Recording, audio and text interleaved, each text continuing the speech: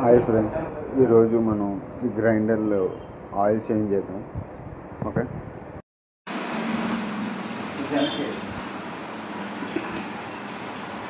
ఈ గ్రైండర్ ఇప్పుడు మనం ఆయిల్ చేంజ్ చేద్దాం. స్క్రూలు ఇప్పాలి. ఇగో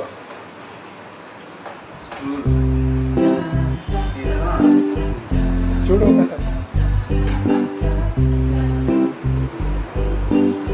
ఇక్కడ రన్ అవుతుంది కదా, అట్లాగే